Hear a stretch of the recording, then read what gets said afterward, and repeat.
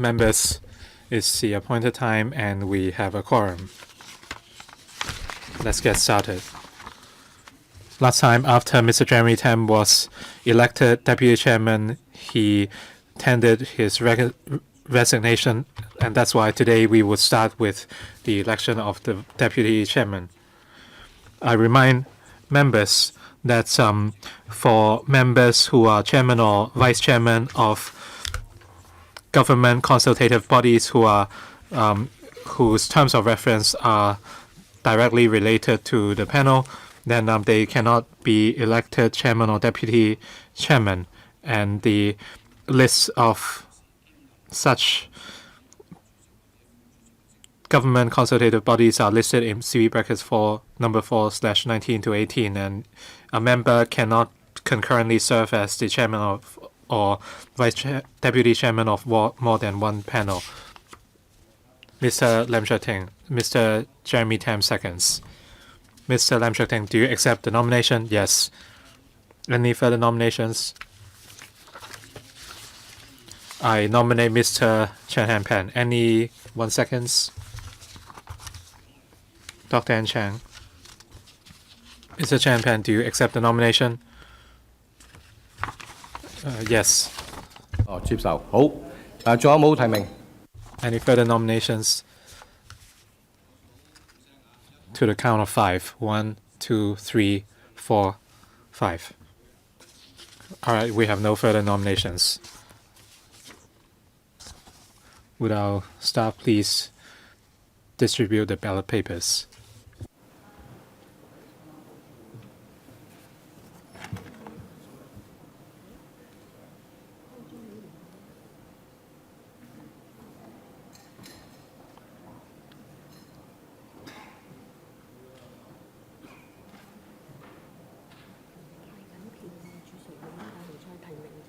I 我知。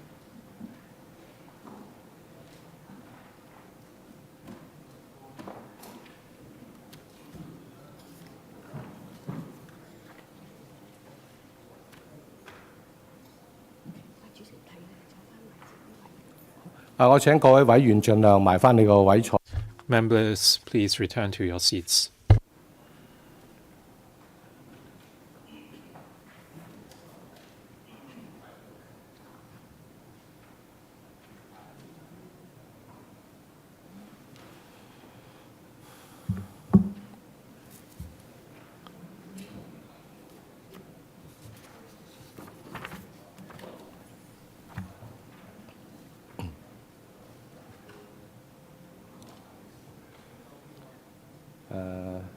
派咗幾多張？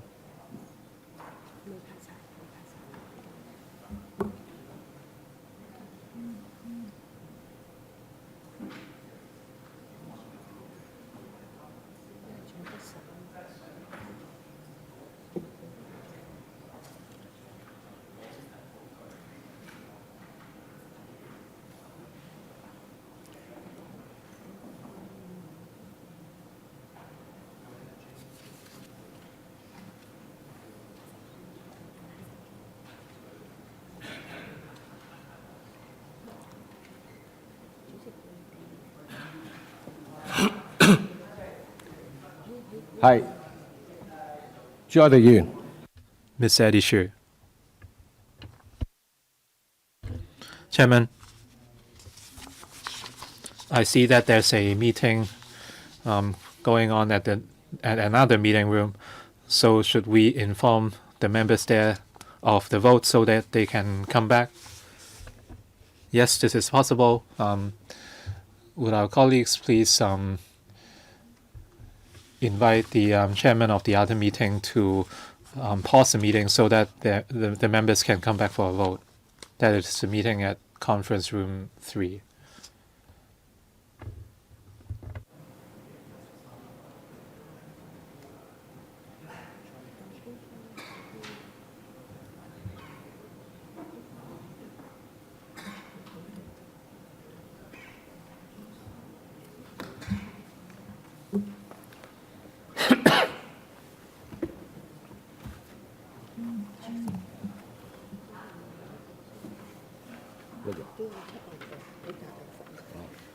得啦。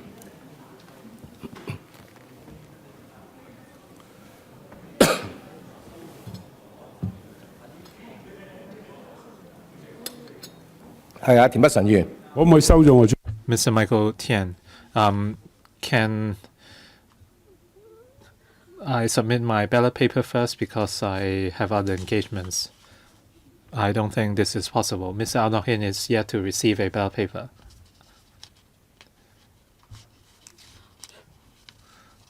The other members are arriving at the room. Does anyone have a ballot paper? Mr. Shu Kafai, Mr. Tommy Chang don't have a ballot paper. OK，我想 How many ballot papers have been distributed?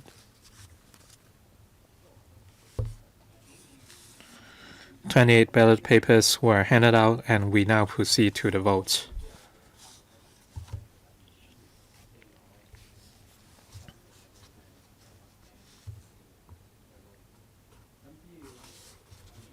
Dr. An Chang.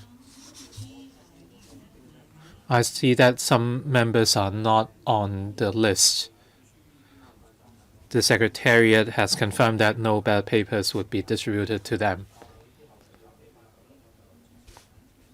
The voting is now closed and ballot papers will be collected.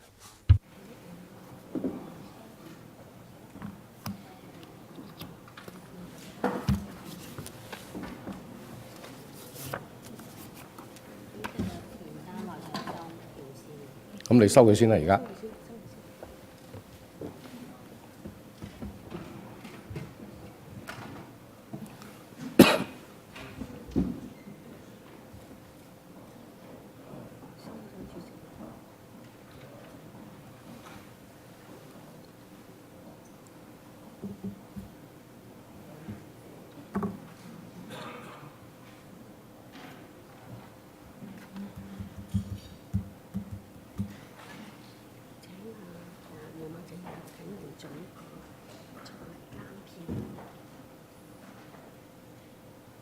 啊！而家先入嚟。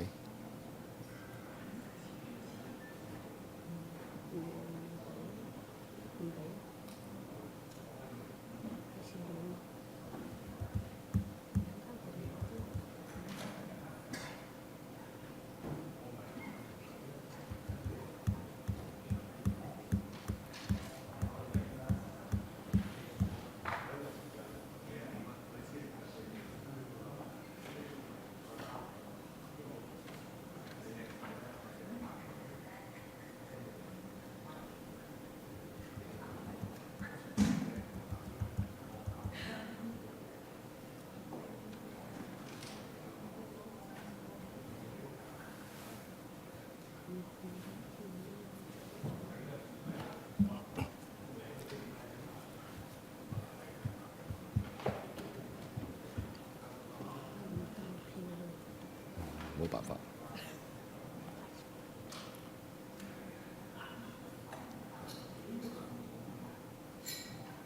好，我想請毛孟靜議員同埋何啟明議員嚟出嚟。I invite Ms. Claudia Mo and Mr. Jonathan Ho to come forward and oversee the counting.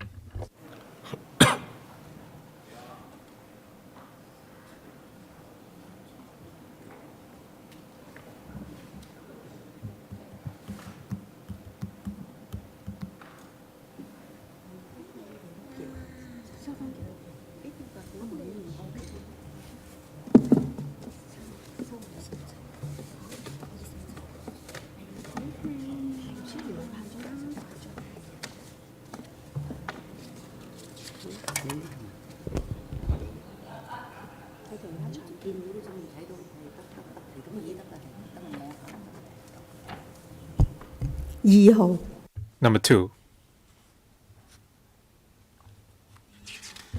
Number 2. Number 2. Number 1.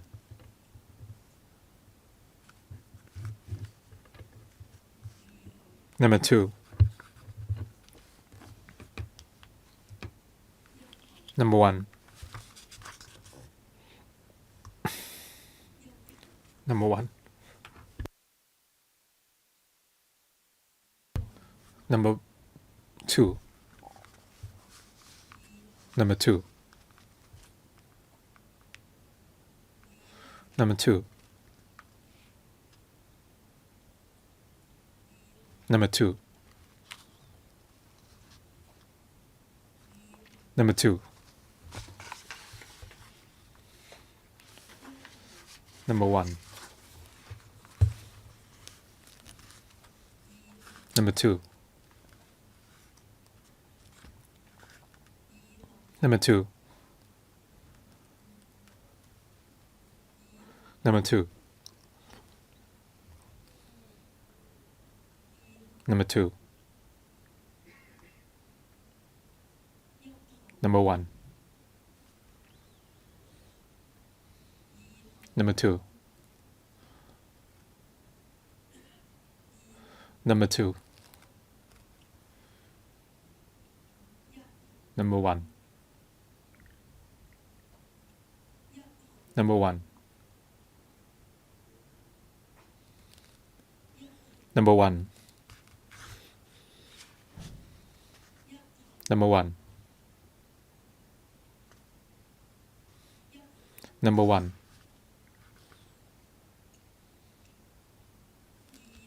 Number 2. Number 1.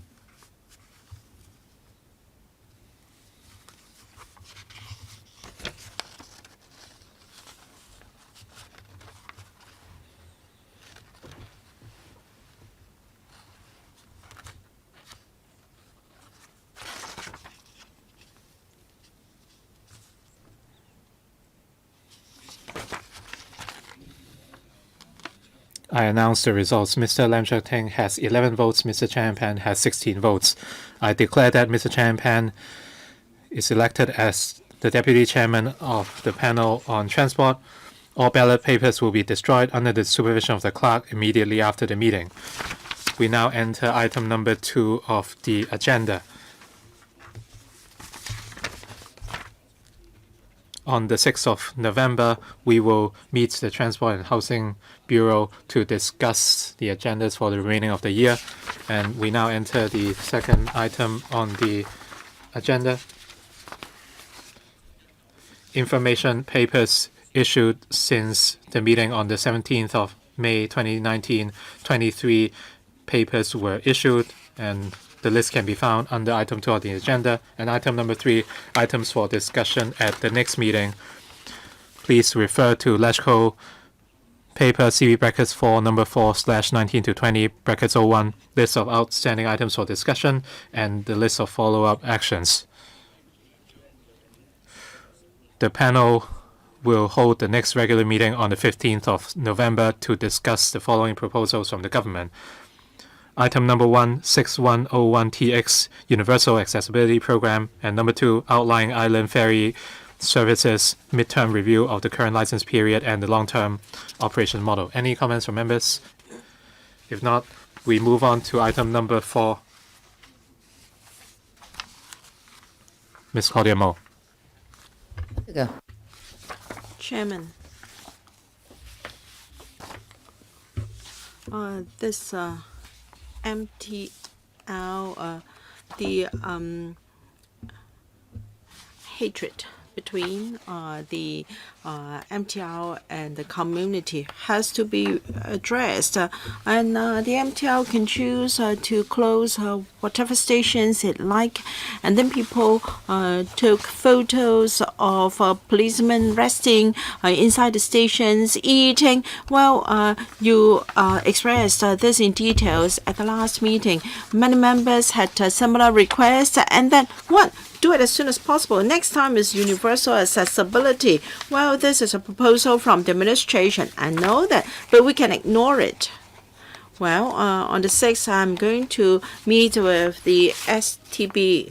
And last time, there were detailed representations from both sides of from both camps, and I will explore with them next time. No, it's not just exploration. You have to bring pressure on them, because if people are happier, then there will be fewer lower possibility of vandalism. Mr. Lockin, yes. I hope you can heed the aspiration of Ms. Claudia Mo. This is so unfair. How can they be so shameful as to occupy the seat of the deputy chairman? Well, that's your personal aspiration. Dr. N. Zhang. Well, as we all know, we elected Jeremy Tam as the deputy chairman of this panel, and suddenly he has turned down the post, and that's why we have chosen another deputy chairman. And Mr. Aulokin. Is he Outlock him or Outlock hin? Okay, Mr. Outlock him. All right, that Honorable Outlock him. I hope you would not be so base in your remarks. Mr. Gary Fan, please make a ruling. Dr. N. Zhang of DAB. She said that Mr. Al-Nokin was very mean in his remarks. That is an offensive remark and is against our ROP chairman. Please make a ruling and ask Mr. Zhang Laiwan to withdraw her remarks. Well, Mr. Fan, I heard Mr. Arnold Hin calling the other camp mean as well. I hope we can settle this as soon as possible, because we have a team of government officials on standby to explain next year's policies to us. Please don't waste any more time. I thank the officials for attending the meeting. Mr. Lam Chek Ting. Well, on the meeting agenda, the next meeting agenda, now the utilization of the Hong Kong-Macau Bridge is less than one half of the downside projection by the government, and the revenue can hardly make up for the operating cost. I'm worried that this White Elephant project would cost huge subsidy from the government as a result. So can we have a discussion of this in our transport panel? Thank you. As I said, on the 6th, we are going to meet with myself and the deputy chairman are going to meet with the THB. We will raise this. Secretary, welcome to the meeting to explain to us the transport-related policies, initiatives, and a policy address to members. Thank you. All right. Well, members who wish to speak, please press the request to speak button. Do you want me to read out the names? All right. Mr. Charles Mark, Ms. Tanya Chen, Mr. Leung Chi Cheng, Ms. Claudia Mo, Mr. Lam Chek Ting, Mr. Ho Kai Ming, Mr. Gary Fan, Mr. Kwong Chun Yu, Mr. Michael Tian, Dr. Na Wong, Mr. Chu Hoi Dick, Mr. Chen Chiu Chun, Mr. Poon Shiu Ping, Mr. Au Nok Hin, Mr. Shiu Ka Fai, Mr. Wilson O. All right, the number 16 is Mr. Wilson O. Secretary. Thank you, Chairman. Chairman. The chief executive announced her 2019 policy address last week, and this morning I'm here to brief members on the transport-related policy. Shall I start again, Chairman? Sorry. The CE announced her 2019 policy address last week. I'd like to brief members on the policy-related policy initiatives of the policy address and the policy agenda. The government is committed to promoting transport infrastructure to suit the economic development of Hong Kong and to meet the demand of society. The Tuen Mun Line Phase 1 is now being implemented, and it can be completed the earliest by the end of 2020, and we're now pressing forward with Route 6. Now, including the Zhang Quan O Lam Tin Tunnel and also Kowloon Trunk and T2 Trunk Road and Ling highway will get its funding approval hopefully within this year, so the Route 6 can be commissioned in 2016. Then people can make use of Route 6 to apply between Zhang Quan O and the town center of Kowloon. The traveling time will be shortened from the current 16 minutes to 12 minutes. Then the southwest traffic congestion can then be relieved. We can benefit different sectors of community. And the Cross Bay Link of Zhang Quan O is under construction. Upon its completion in 2022, it will help to meet the transport needs of Zhang Quan O. Now, for railway, we hope that in the first quarter of 2020, we can put into operation Twin Mile Line Phase 1 and to complete the remaining works of Sha Tin to Central Link by 2021. And for the section from Taiwan to Hong Kong section and Hong Kong to Admiralty section of SCL, we hope they can be fully commissioned very soon, and they will be able to cover 7% of the population. We hope that the MTRCL can start the detailed planning and design for Tuen Mun South Extension, Northern Link, and Kutong Station and Tung Chung Line Extension under the RDS 2014 as soon as possible. Railway development is very important to us, and the railway projects will involve huge capital investment. We must enhance the government's ability to monitor and verify projects, and therefore our Bureau will consider setting up a new department to monitor the planning and construction of railway. We will use the most effective way in monitoring the MTRCL so that our projects can be completed in a cost-effective manner and in a timely manner. We would like to implement the projects under RDS 2014. We want the findings of the study to be implemented simultaneously. Road service is limited in Hong Kong. To enhance traffic throughput, we will consider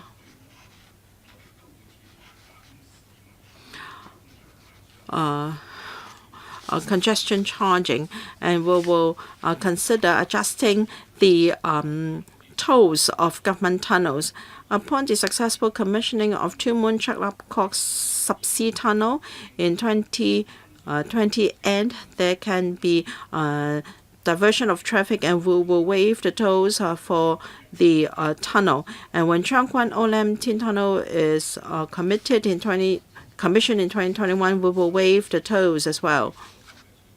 Now, if we discount the original revenue, expected revenue from this, we are going to forgo $750 million per annum, benefiting about 70 million vehicle trips. We propose to submit the relevant legislation to the Council within this year for implementation. As for other government tunnels and the Ting Sha control tongs, we will adjust the toll levels so as to use our road space effectively.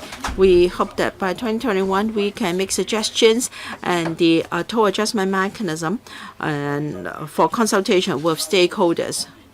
For enhancing public transport, we have proposed a few new measures to further enhance the taxi service quality. We'll enhance communication and cooperation with the taxi trade. Together with the Committee of Taxi Quality Service, we will promote various new measures to enhance taxi service quality and the business environment of the trade. Earlier on, we consulted this panel on the proposal of increasing the penalty level on taxi driver-related offences.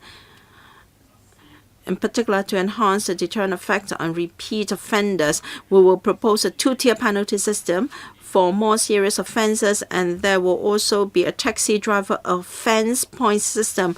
We intend to submit a legislative proposal to the government ASAP, and to lessen the financial burden on our public.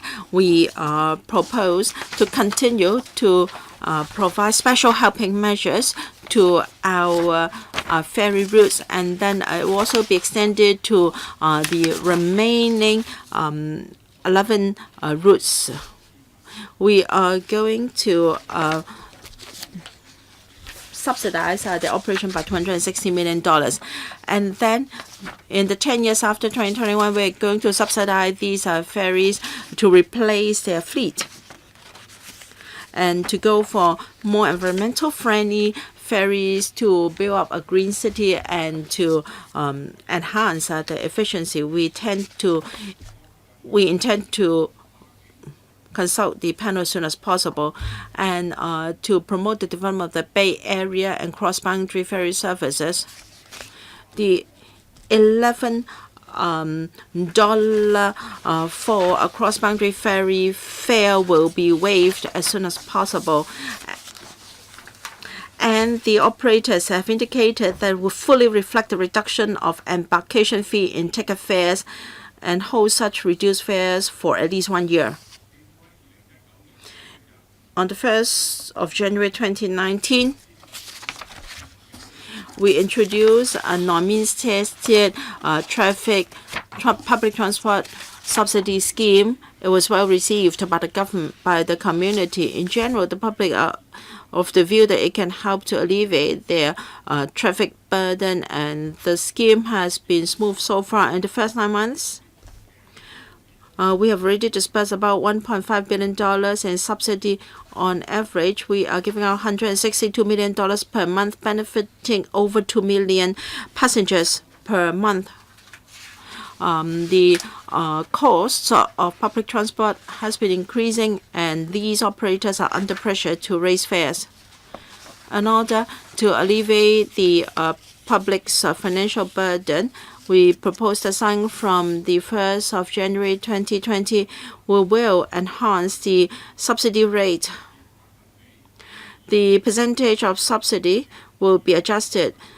Currently, it is fixed at 1/4 of the excess amount of $400. We'll raise that to 1/3, and then the existing level will be adjusted to $300, so that we will be subsidizing $3.1 billion.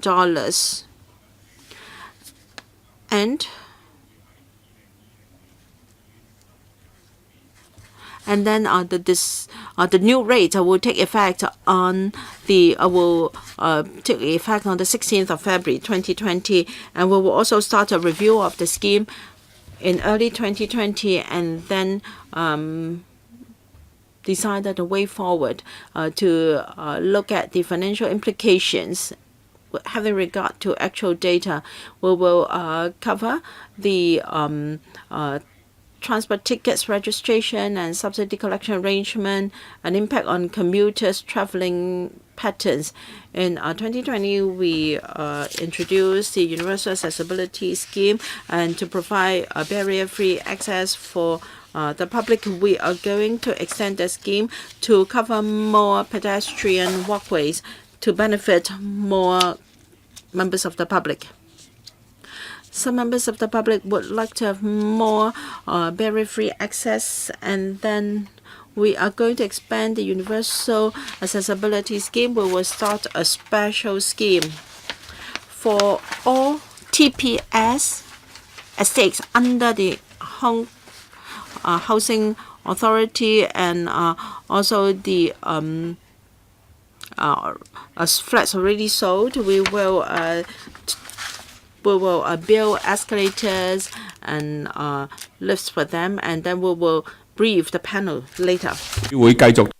The Transport Department will continue to promote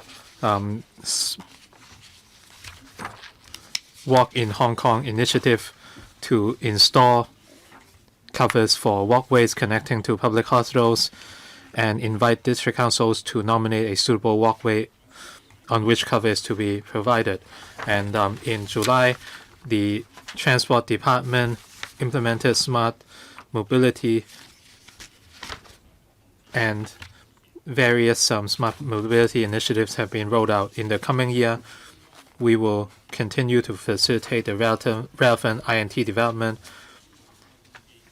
including setting up a smart traffic fund, and we plan to inject $1 billion into the fund. The government will invite relevant experts and stakeholders to provide recommendations and views. Our target is to launch the fund officially in 2020 to 21. Chairman, myself and the members are happy to answer questions from members. Thank you very much. Before members ask questions, I'd like to remind you that according to Rule 83A of the Rules of Procedure, if members have any direct or indirect pecuniary interests on the items to be discussed today, please declare the nature of such interest before you speak. 19 members are waiting to speak, and we will allocate about 90 minutes, so 4 minutes each, including question and answer. I will enforce this requirement, this limit strictly, and if time allows, we will have a second round. Mr. Charles Mok, Chairman, Secretary. Well, Secretary, you talked about the smart traffic fund under smart mobility. So I hope the government won't pretend they have done something by just offering cash injections. The fund will only be launched in 2020 to 21.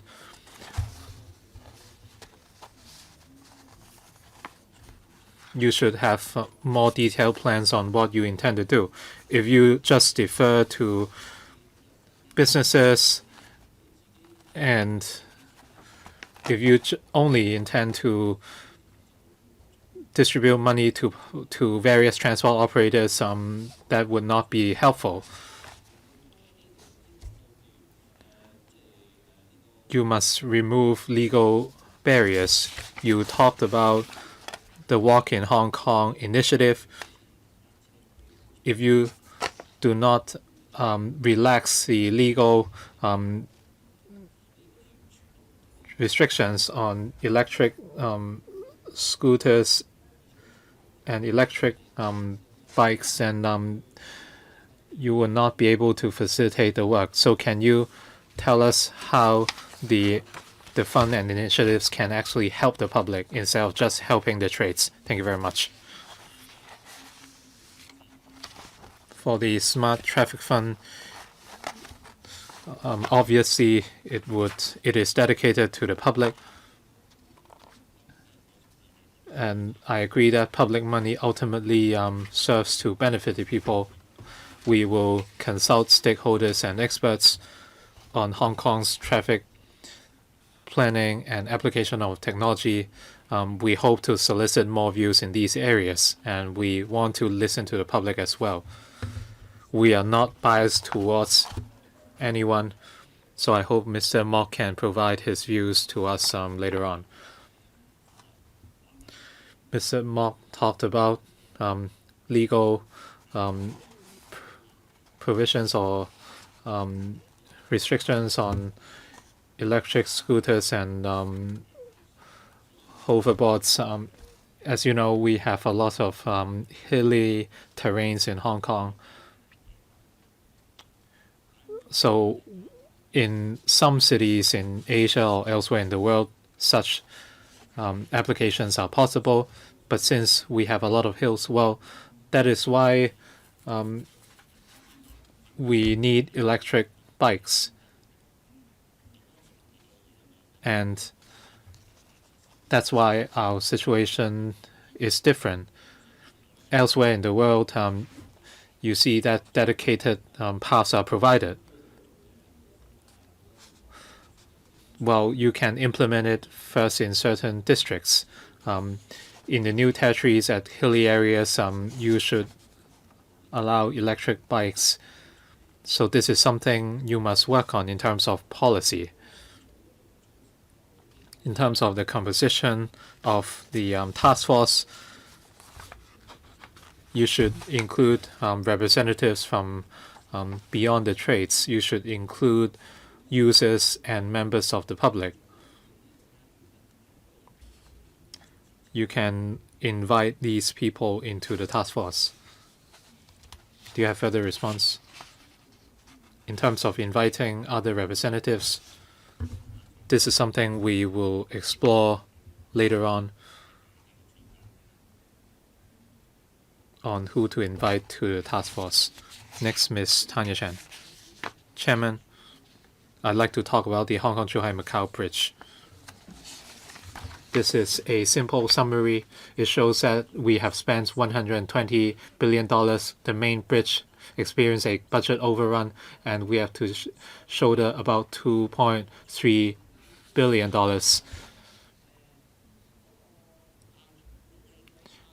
Recent reports show that the Hong Kong-Zhuhai-Macau Bridge Board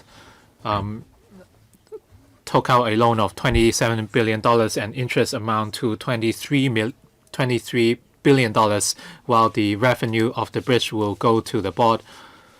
Apart from budget overruns for the for the components outside of the main bridge, there are maintenance costs, and the recurrent expenditure is about $540 million, which is almost double compared with the previous year. So when are we going to break even? This is a copy of the original estimates from the electoral meeting on the 16th of May 2008. The government indicated that they used a lower estimate, and after commissioning, the estimated vehicle trips would be 9.2 to 14,000 per day.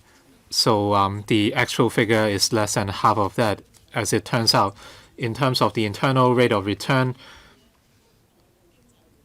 the estimated IRR was 9% for the XRL, and after the actual commissioning, the real IRR was 2%. For Hong Kong, the estimated IRR was 8.8%, and over 40 years, it was estimated to be 15%. It has been more than a year since commissioning. What is the revised IRR? For the Express Rail Link, the IRR went from 9% to the current 2%. So what is going to happen for the Hong Kong-Zhuhai-Macau Bridge? As we know, there's a bridge being constructed between China and Macau. So when are we going to break even? I'd like to know more about this. Thank you for the question. The HZMB is a very long-term project, so the actual situation after commissioning might be different from originally expected. We have more than 4,000 vehicle trips, which is different from the original estimate of 9,000. Currently, the main traffic connecting to Lantau goes through the Chiang Ma Bridge, and we have to effectively control the traffic. And the total annual cargo volume of Hong Kong represents a significant portion of our economy, and we must effectively manage the traffic. By the end of 2020, the Tuen Mun Chek Lap Kok Ling subsea tunnel will be commissioned, and we will be able to handle much more traffic. the operation of the bridge is managed by the HZMB board, so they would manage the expenditure and the relevant financing arrangements. Mr. Leung Chi-Chang. Chairman,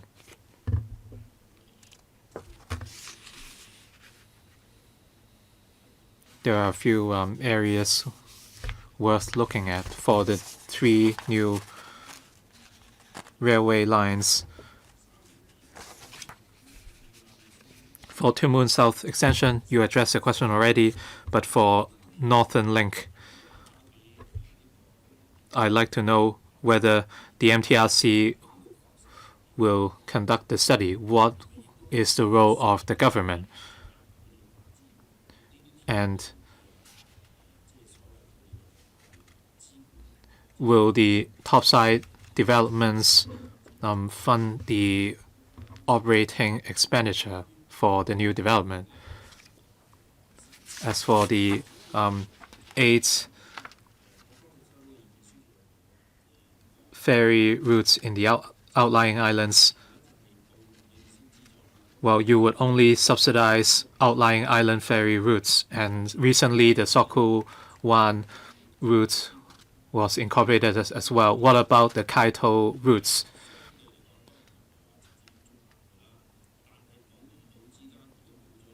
Without Kaito service, it is very hard to commute between different islands. If passengers rely on Kaito to commute between some islands, so why don't you offer some support to these passengers as well? In the coming year, we will invite the MTRC to carry out a detailed planning study, and we will try to commence the relevant work as soon as possible. As for the Northern Link development model, as for the actual financing approach,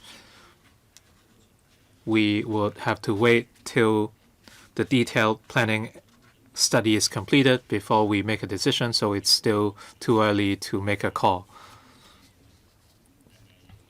Mr. Leung asked whether the MTRC will be allowed to decide for themselves.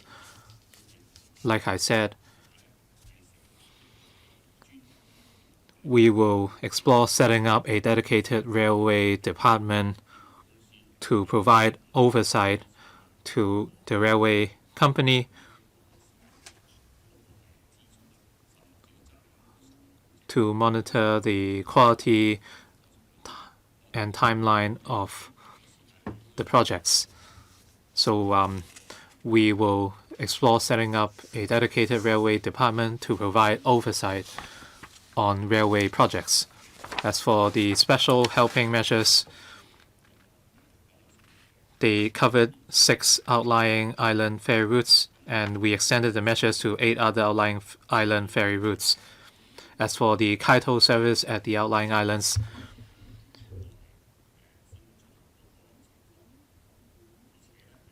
the actual services depend on the demand of passengers, and some are designed for tourists, and passengers actually have other options. For residents of outlying islands, we seek to cover ferry routes that are essential for outlying island commuters. So I will see whether Mr. Choi has anything to add. Yes, may I supplement on the point about Kaitos? They are quite numerous in number, and most of them have not submitted their business data to the Transport Department. But if they want to provide regularized ferry services, we can give them further consideration. And perhaps we can have another discussion with the panel later. I welcome this attitude from the administration. They are willing to submit their data for your monitoring. You are willing to consider them. That's what I heard. Ms. Claudia Mo, my greatest worry is About the smart fund, you're going to spend $1 billion on that smart traffic fund. Of course, when you talked about smart mobility, it will be related to technology. And you have yet to tell us how you're going to spend the money. As we all know, young people in Hong Kong in particular are worried about the use of technology. You may talked about a smart traffic fund for transport only, but later the police might be involved and the technology may include a facial recognition, and then there may be a real-time recognition of the drivers and with the driving plates, driving numbers. Now, just button away, you may be able to identify the person with facial recognition. And remember the smart lampposts. And the greatest problem is Hong Kong people do not trust the government anymore. You are introducing the mainland practice to monitor Hong Kong people. And can you tell us more what this $1 billion smart traffic fund is about? Thank you. Thank you, Ms. Mo, for your question. I will invite the Direct Commissioner for Transport to provide more information on the smart traffic fund. Now, for the SL government and the Transport Department, when it comes to traffic management, we have a specific purpose for collecting personal data. And Ms. Claudia Mo talked about the smart lampposts. I think Mr. Young, the Secretary for INT, made it very clear that it would not infringe on people's privacy, and the data would be deleted in due course. No, can you please clarify loud and clear? As far as the smart traffic fund is concerned, will the technology include facial recognition? Basically, a smart mobility is about mobility. I know it's about big data, but you only have to say yes or no to my answer. Can I invite the Commissioner to answer in greater details? Commissioner, please. Yes, thank you, Chairman. And thank you, Ms. Claudia Mo, for your question. There are lots of INT studies on smart mobility as set by the Secretary by setting up the Smart Traffic Fund and a task force with representatives from the academia and stakeholders and from different sectors of the community will use INT. Now my question is whether facial recognition will be included. Just say yes or no. It would be premature to say what technology will be included. We'd like to set up a task force to consider what INT can be used. I'm afraid my time is limited. I've only got 4 minutes. I'd like to add a comment. This government is schizophrenic.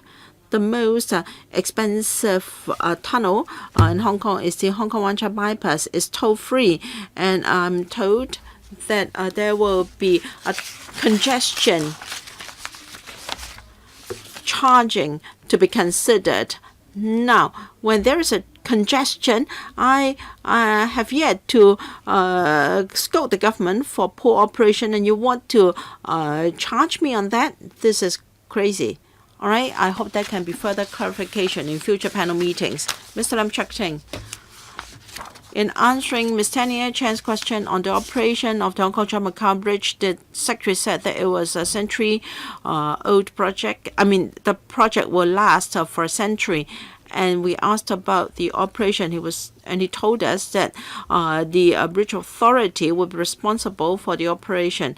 Now, in 2008, you said that even for the worst scenario, there will be 9,200 vehicles trips per day, and the most optimistic one is 14,000. Now you've only got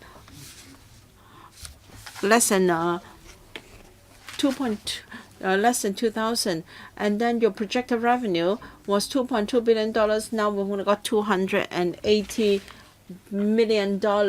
So every year we have to lose at least $100 million. Perhaps Macau will foot part of the bill. So the bridge is now a white elephant project.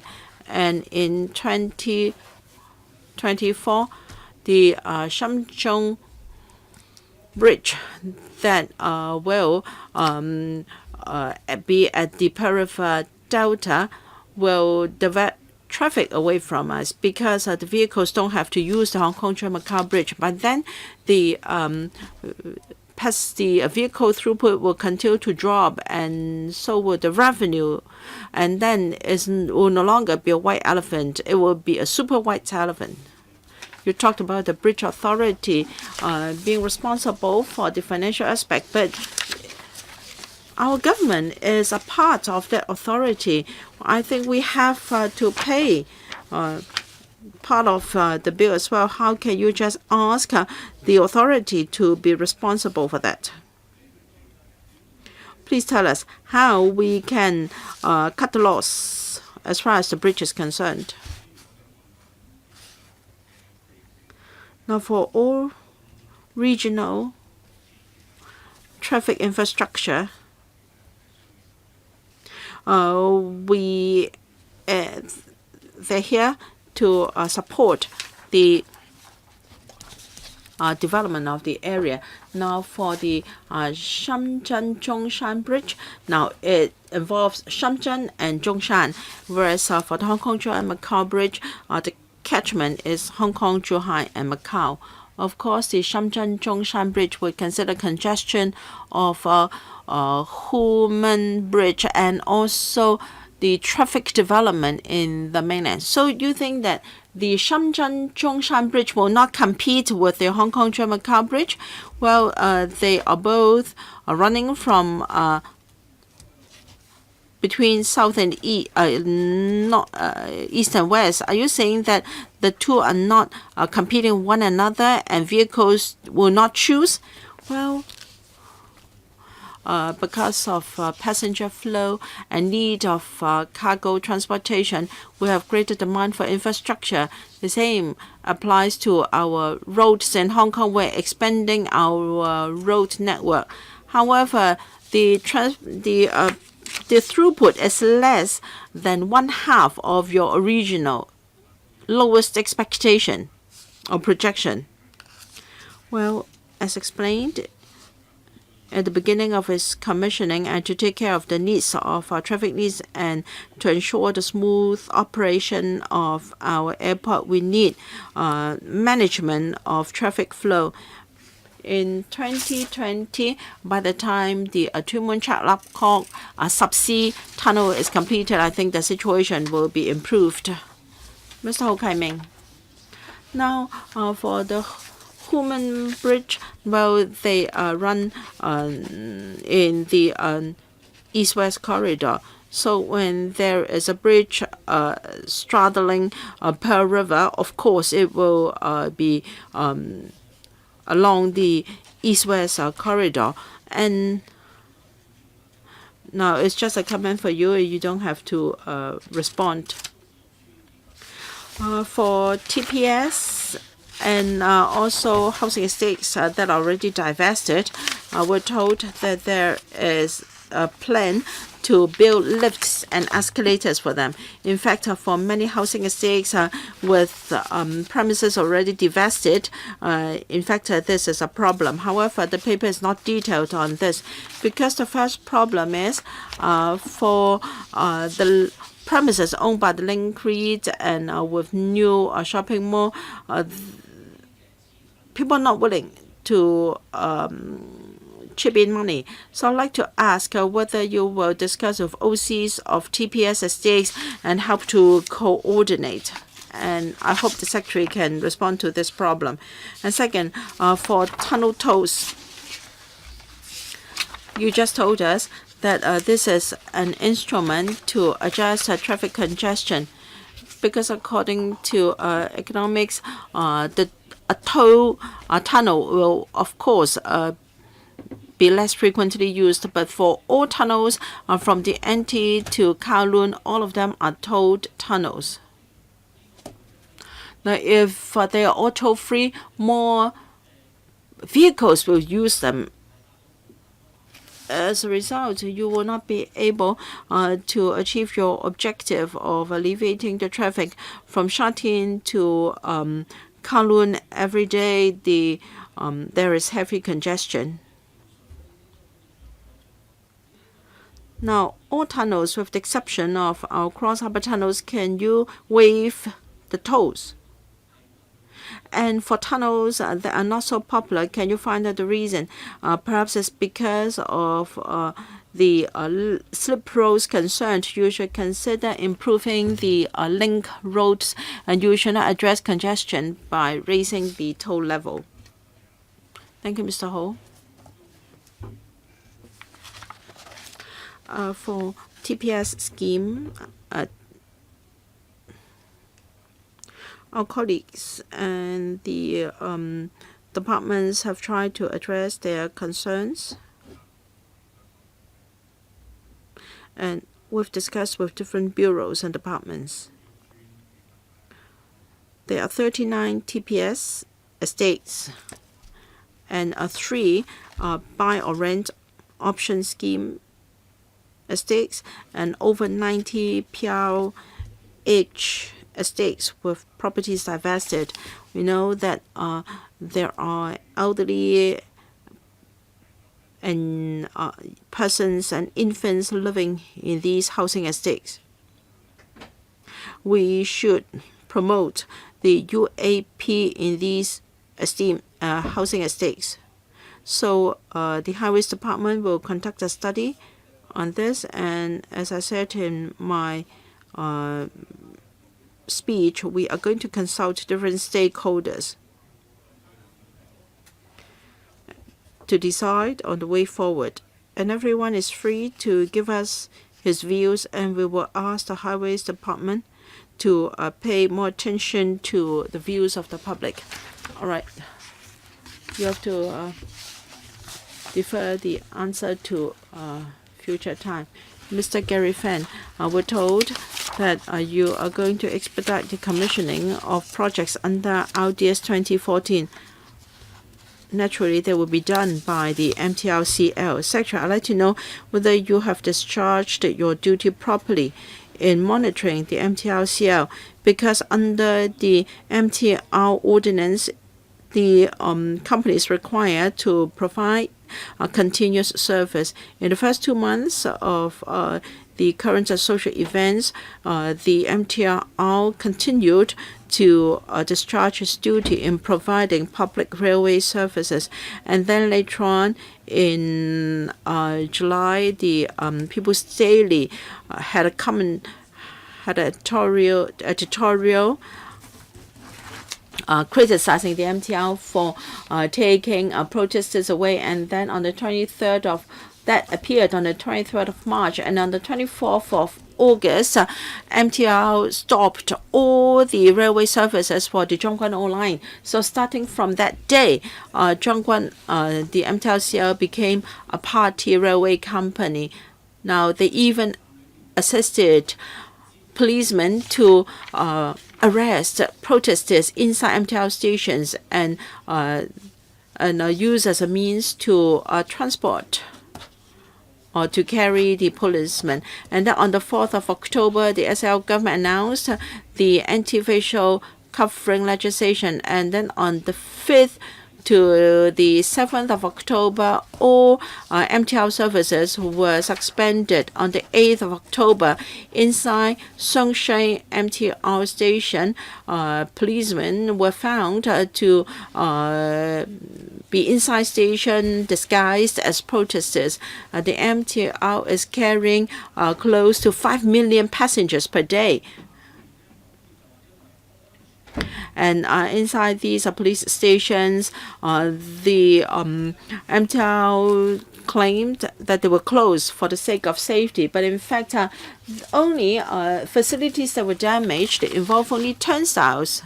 I'd like to know whether the MTR was trying to create panic in society in order to complement the anti-facial recognition, anti-mask recognition. How come the MTR has become MTR nowadays? I'd like to know whether you are party to that decision. Mr. Gary Fan's question apparently does not relate to the theme today, even though the questions were not relevant. Well, Mr. Fan expressed his view, so I am obliged to offer a response. First of all, the MTR Corporation is obliged to provide safe and efficient service to passengers. And in the early stage of the movement, the MTR Corporation worked very hard every day. Despite attacks and vandalism, they never suspended their service. Mr. Gary Fan talked about the 22nd and 23rd of August. Think about if an interim injunction was in force on the 23rd of August,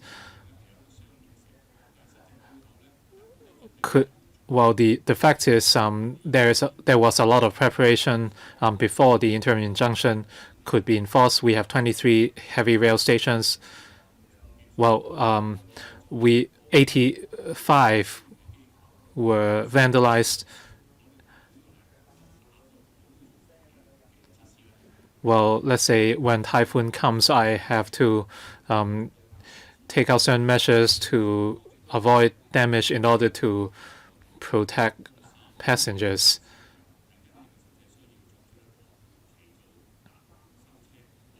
The MTRC decided to close certain stations or facilities ahead of time as a precautionary measure. Mr. Roy Kwong. The performance of the MTRC was criticized even before the movement, and they were criticized even more after the movement started because the closure of stations led to heavy complaints, and the THB should provide oversight. We lack information on a few issues. In terms of the consistent incidents or accidents of the MTRC, since July, there were numerous cases. The serious incident on the 17th of September at Hong Kong and the incident at the University Station on the 25th of July. So how much fines have been slapped on the MTRC, or would the problem just be resolved by slapping a fine? For passengers on monthly passes, they suffered heavy losses. Many passengers were asking for refunds, and the MTRC only offered a $100 refund. So for those holding the Metro Pass or monthly passes, well, there are a number of passengers affected. So are you going to ask the MTRC to offer refunds? Secretary, thank you. Thank you for the question.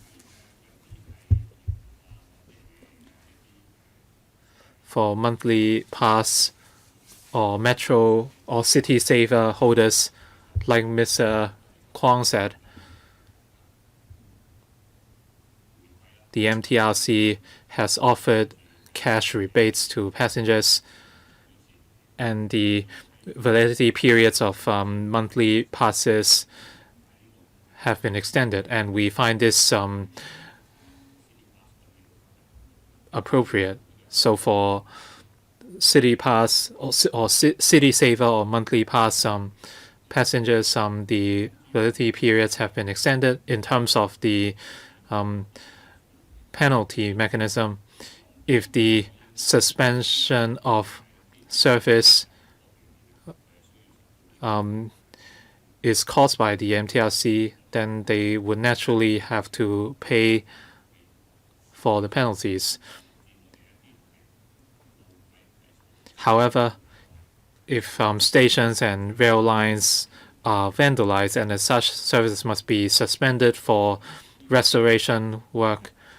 This would be beyond the control of the MTRC. For certain incidents, for example, the incident at Hong Kong Station or other incidents, we must launch detailed investigation to ascertain the causes before we come to any conclusions. Chairman, for monthly pass holders, offering a $100 rebate is not an appropriate response.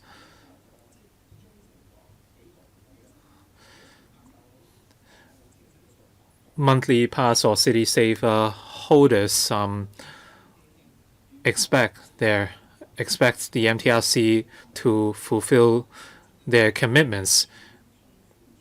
If MTR service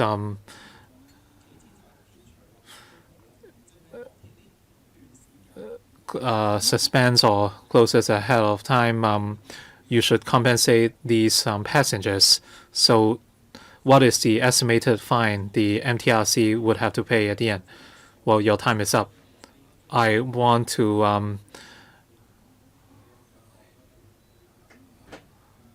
understand the ballpark figure. Please wait for the next round. Mr. Michael Tian, thank you. Secretary, good morning.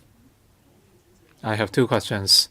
The chairman of MTRC, Rex Aoyang,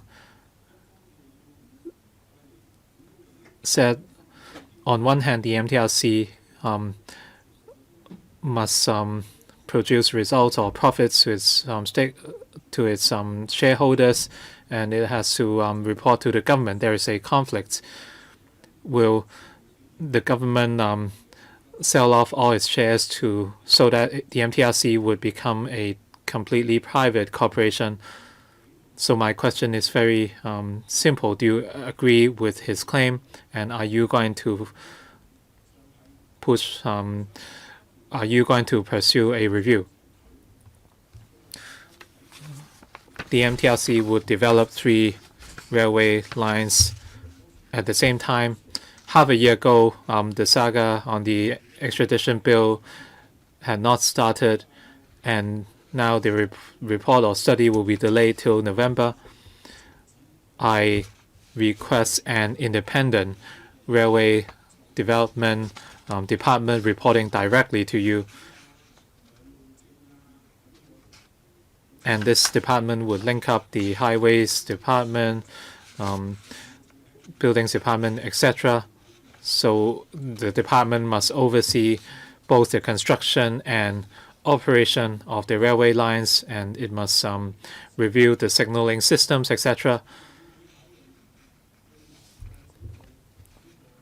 So will you consider expanding the ambit of this new department to cover all these?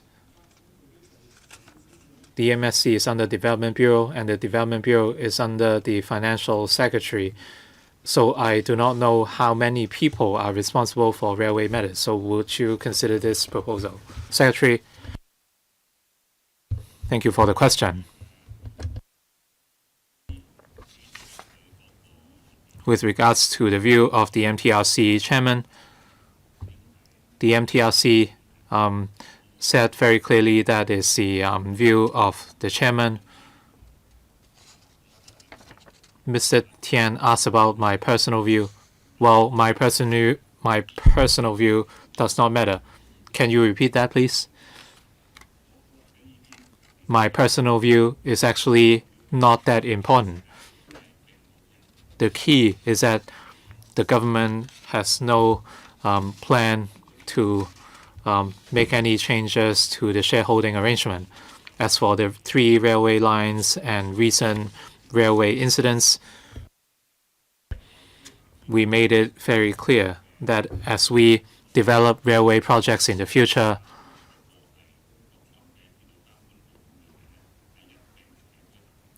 it will be done concurrently as the development of a new railway department. Well, are you going to extend the ambit of the new department to cover the operation of railway? We would not rule out possibilities. Dedicated staff from other departments are also involved. For example, under the RDO, we have staff from the EMSD and BD.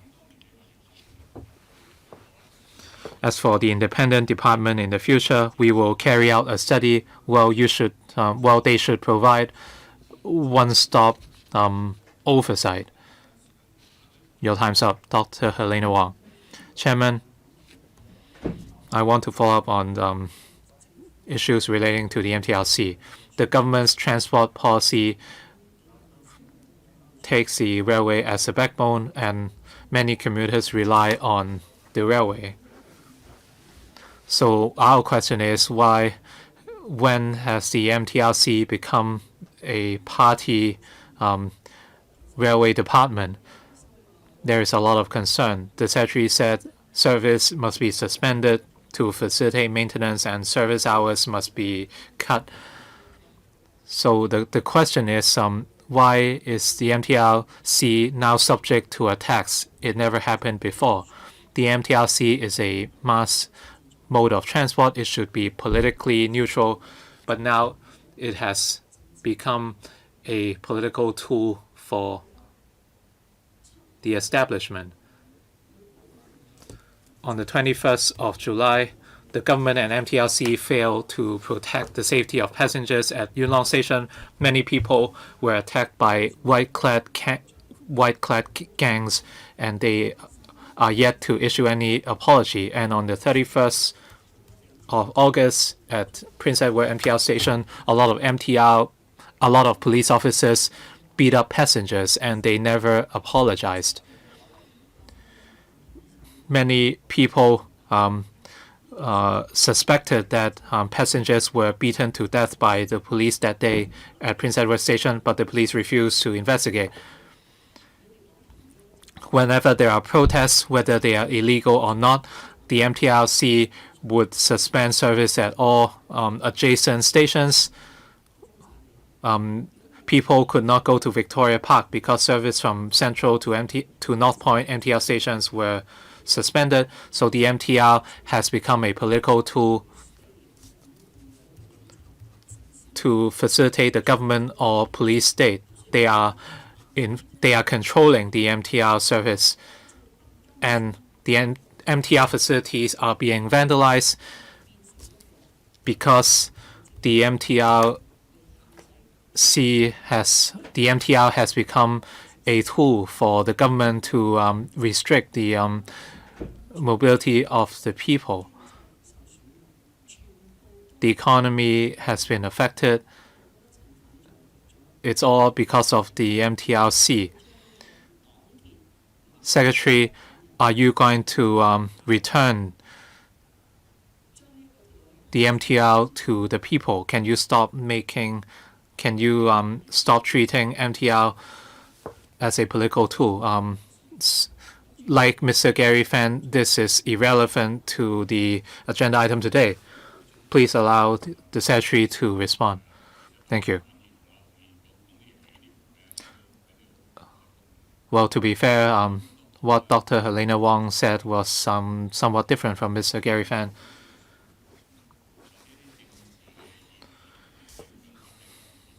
We should not apply political views on the MTR. The MTRC is a public transport operator. We saw that they have worked very hard in providing smooth and safe railway services. Well, I don't know why people decided to vandalize the facilities. Well, I have rather different views. So why did people decide to vandalize traffic lights? Well, I think we are wide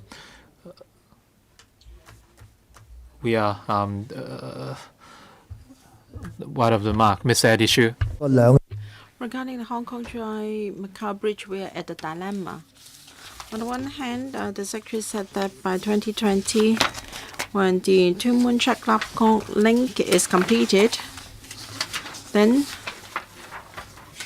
we have conditions to increase the cross-boundary traffic, but our roads are already congested. You want to increase up to 10,000 vehicles from across the boundary. I don't know whether this is what the public want to see. Now, I'd like to focus on the subsidy for our ferry services.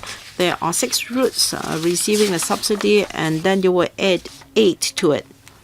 So we see a major departure from your policy.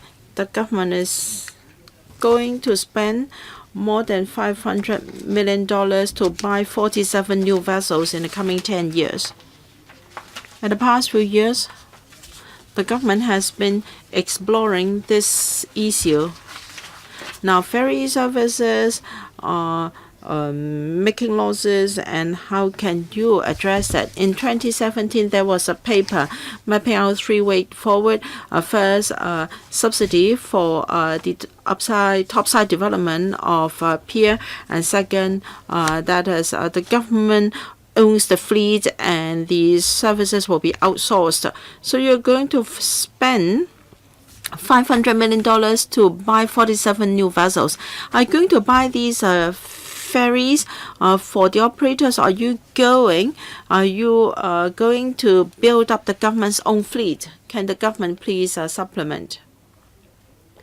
And for residents of outlying islands, they have this view.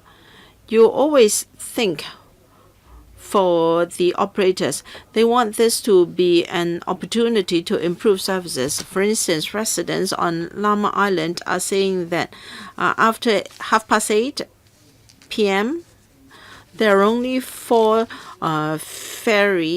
departures from Central to Yongshi Wan, much less than what is available for Mui Wo and Peng Chau. Now, with government subsidy, will you have more bargaining power to improve services for the residents? And the new DCs will only be formed in January next year. However, we cannot wait until January for the new DCs to discuss this issue. I hope that when we discuss this in our panel meeting, we should hold a public hearing so that residents can come and express their views. 3 questions. Thank you, Mr. Ju, for your question. Mr. Ju mentioned a study in the past, including development on the top side of ferry piers.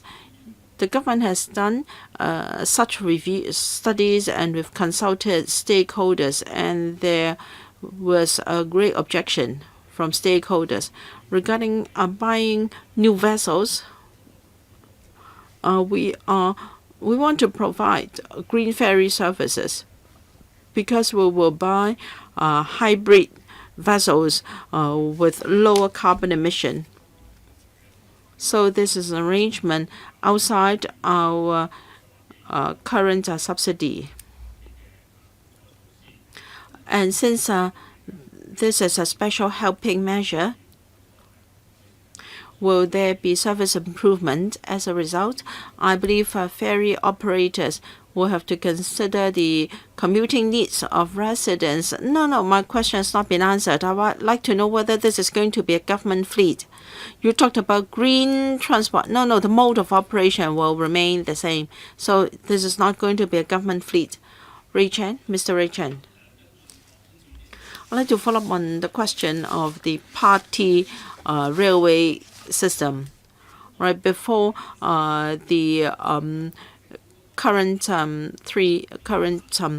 abuse of power and violence from the police, the government always favored the railway system at the expense of other modes of public transport. Now, the MTR likes to suspend its service at will, and then whether it be young people or the elderly, because they have relied on railway services too much, they don't know how to take alternative modes of traffic.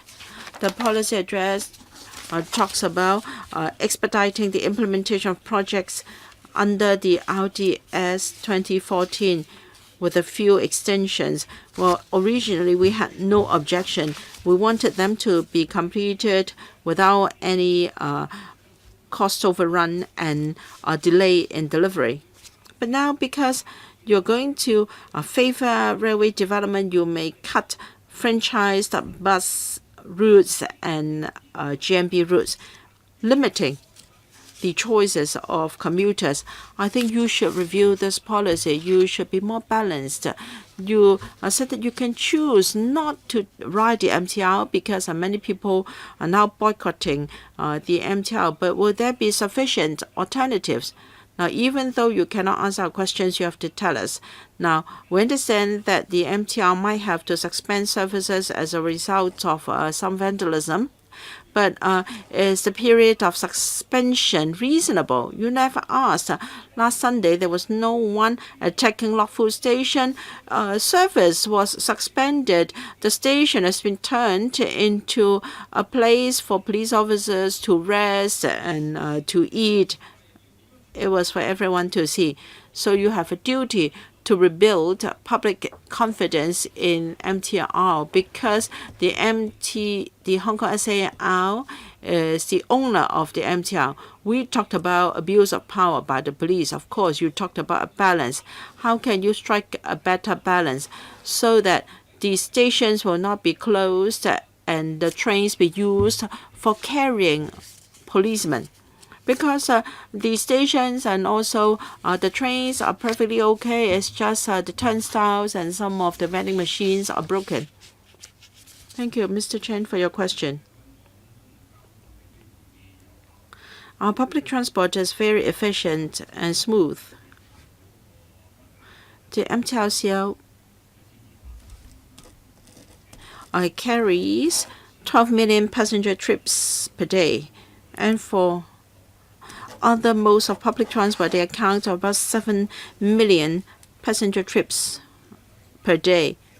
But we have to understand the railway is a green mode of public transport in all parts of the world, and they are also a mass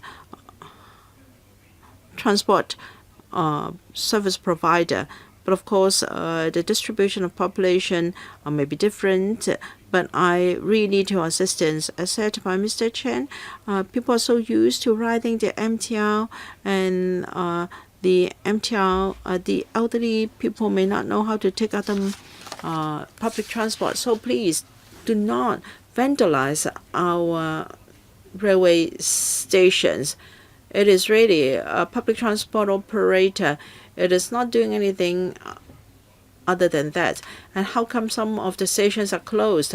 As I said, when we have typhoon coming, we may protect our windows with sellotapes. So the MTR has to protect its assets. They are public properties. They have to ensure that they can be protected so that they can continue to operate. Mr. Poon Shilping. The MTR is very important to our public transport system. When there is delay in service or any safety risk, that can be very serious. Members are concerned about the governance of the MTR and how we can improve the delivery of projects, railway projects. So the government is going to set up a task force to review the current system. That means the current monitoring system has failed, and you may consider setting up a new department.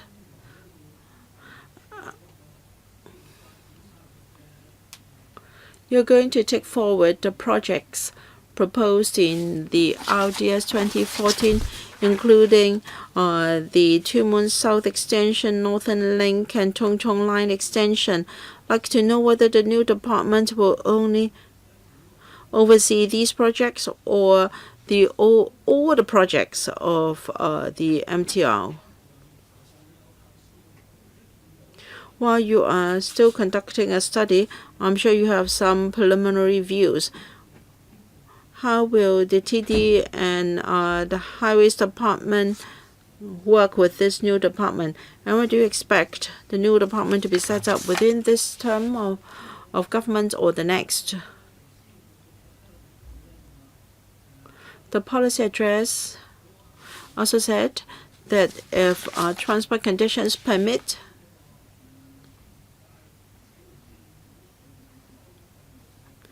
it will lower the tolls of government-run tunnels. After the commissioning of the Two Moon Chalap Ling, the tunnel will be toll-free, and the same applies to the Zhongguanou Lam Tin Tunnel. Apart from these two projects, have you considered waiving the tolls for all government-run tunnels? Although the next measure is not announced in the policy address, but recently you have announced support for the transport trade. You're going to subsidize the fuel cost of buses and taxis, and for coaches, you will give them a cash allowance. But what about those who are not owners?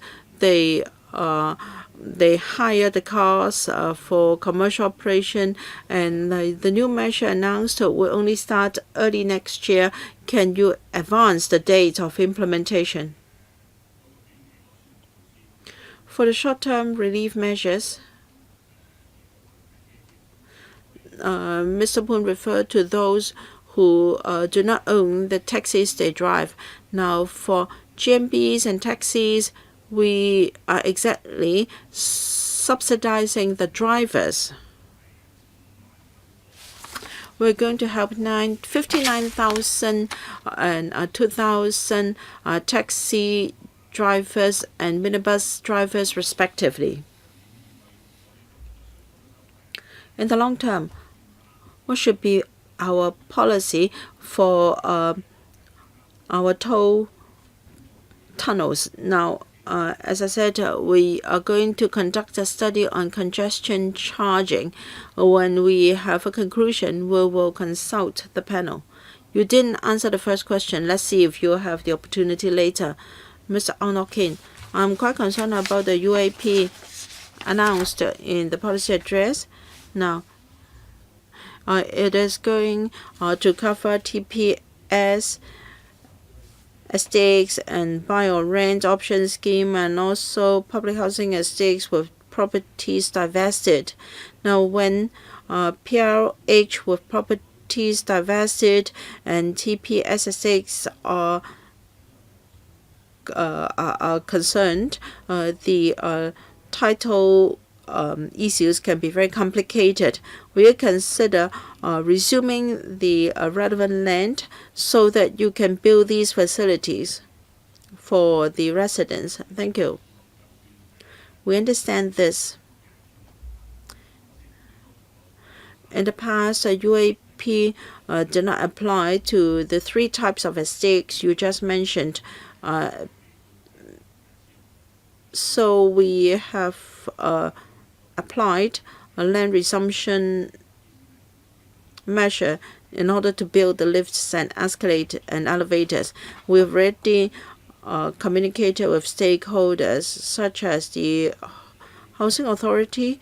It supports our new arrangements, and I've also met with the management of the link for some of the issues, and they do understand that they have a social responsibility. They've promised that where circumstances permit, they will accommodate. I talked about the three types of estates to be covered under the special scheme of UAP. The situation differs from one housing development to another, but we're talking about government-funded projects. So it's important that the stakeholders and future beneficiaries can cooperate with us to lower the challenges. 嘢係冇得避。 Land resumption is inevitable because I want to talk about the item HKS 01 from my constituency. We have been talking about it for a year, and at the end, they asked the owners to consolidate the ownership lots, and I am the secretary of the owners corporation. So if you do not invoke the land resumption ordinance to resume this land, you cannot deal with these ownership issues unless you say the government would come up with a solution such that the owners corporation would not need to gather consents from all the owners. So my concern is, when can this policy be changed? The project has stalled for half a year. We are waiting for the policy to be amended before the project can be taken forward. Secretary, thank you. The policy has been set, so it's all about the implementation.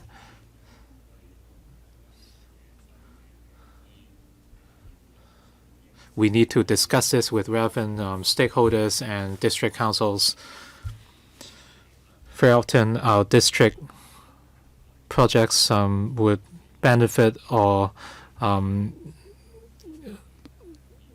lead to disturbance of the residents, so we would typically consult the district councils.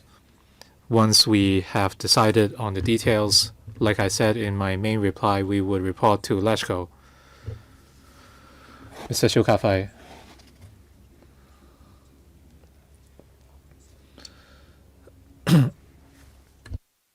Some members criticize the Hong Kong-Zhuhai-Macau Bridge as being a white elephant project.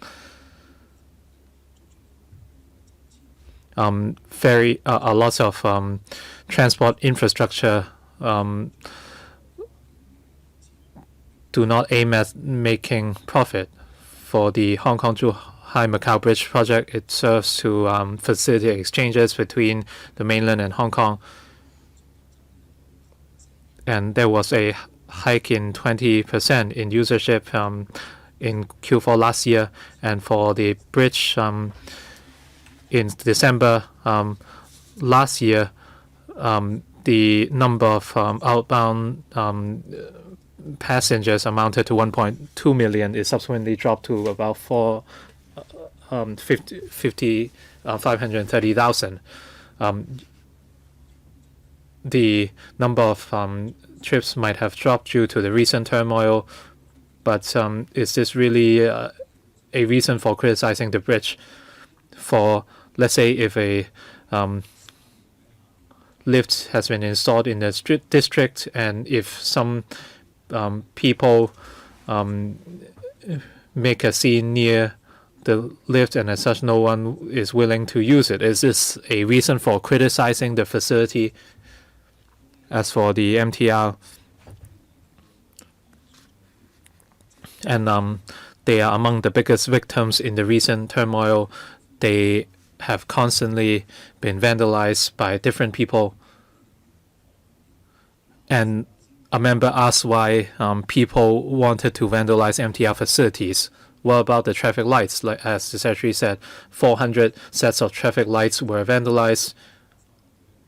Well, did the black-clad or white-clad people not satisfied about the traffic lights? Some elderly people and disabled persons called us. They used to rely on the MTR. The lifts and barrier-free access were vandalized, so they could not use the MTR and they could not visit their family.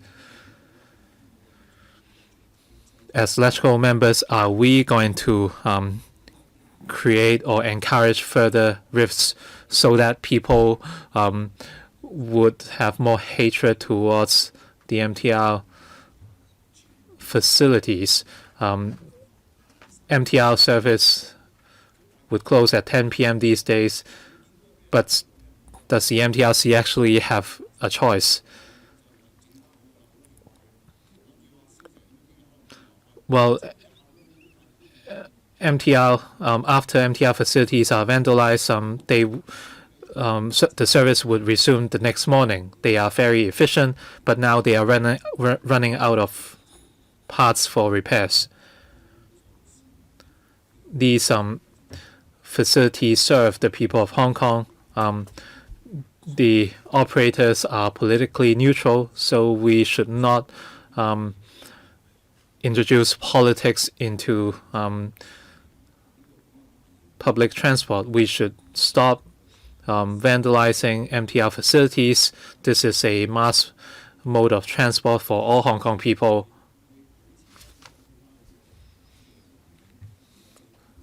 We should restore peace in Hong Kong instead of creating further damage. I think, we will see the outcome at the district council elections. We have 10 members waiting to speak, 4 minutes each. That would amount to 40 minutes.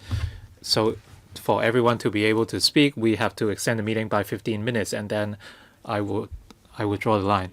Mr. Wilson, all. Thank you.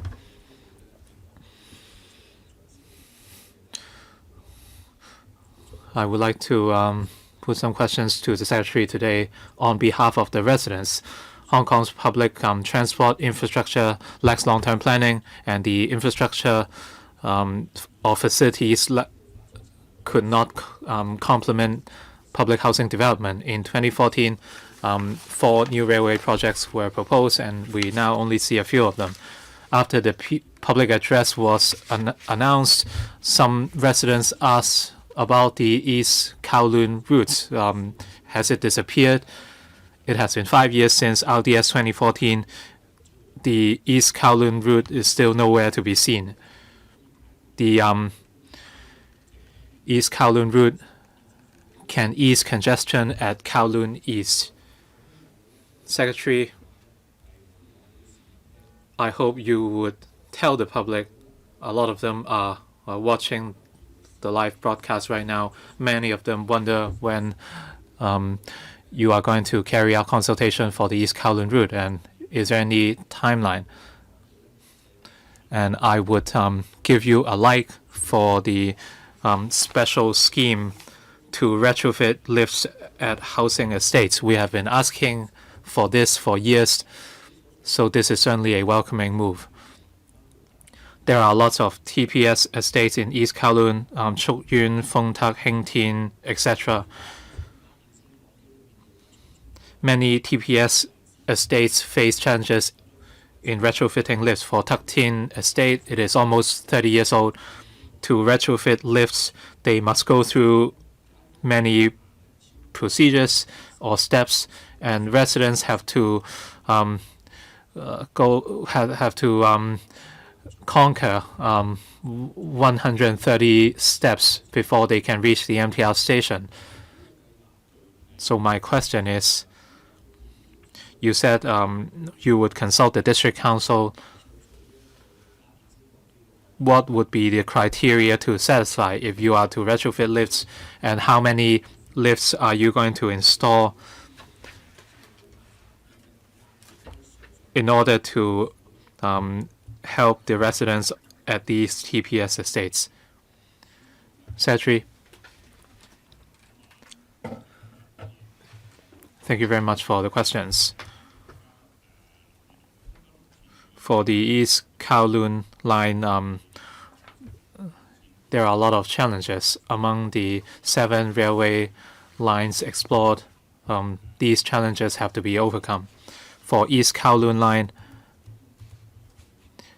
it would span the hilly areas along the Tseung Kwan O line, so the excavations would be rather deep. Since it involves hilly areas, we have to identify sites for stations and depots, and we need to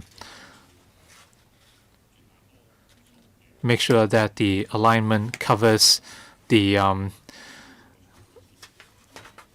areas resided by the public. So we would pay attention to all these aspects.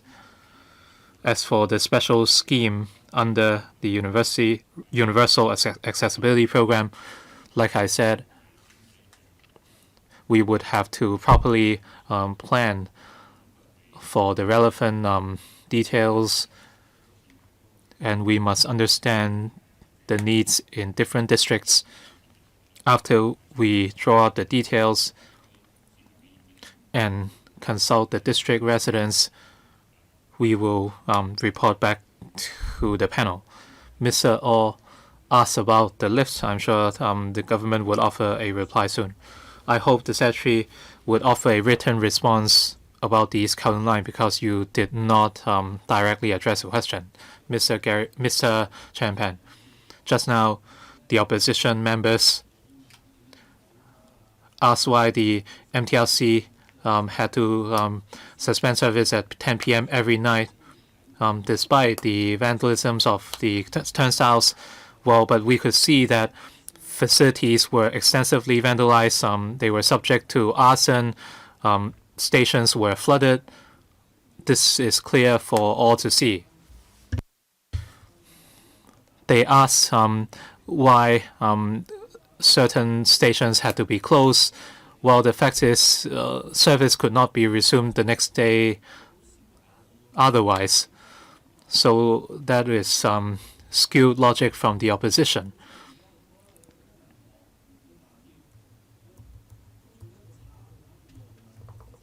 So if a bank is robbed, they would criticize the banks for not opening up to the thefts or robbers, or why the banks don't stock up ahead. This is truly absurd logic. The Railway Development Strategy 2014 rejected the Tuen Mun Chuen Wan Railway, but other lines such as the Tuen Mun South Extension would proceed. That would lead to more passengers on the West Rail Line, but the West Rail Line is already saturated during peak hours. If you go to Kam Sheung Road Station, you could hardly board during those hours. So the West Rail Line would see even more passengers in the future. So a few years ago, we proposed the Tuen Mun Chuen Wan Railway, which could alleviate the burden on the West Rail Line, and the DAB proposed the Tuen Mun, Chuen Wan, and Kwai Sha Railway in order to connect these areas. But in the current plan, we did not see anything new. You rejected the Tuen Mun, Chuen Wan Railway, but is there any opportunity the project can be revived? This is my first question.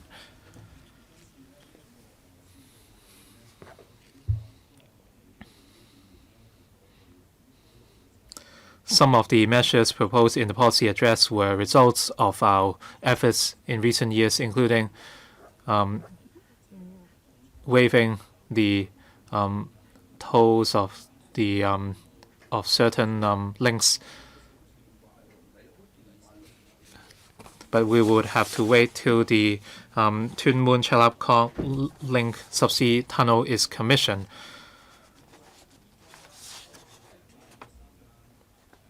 Can you actually draw up a timetable on when the tolls would be waived, such that the arrangement would not be affected by the commissioning dates of the tunnel? Thank you. Thank you, Mr. Chen, for your question.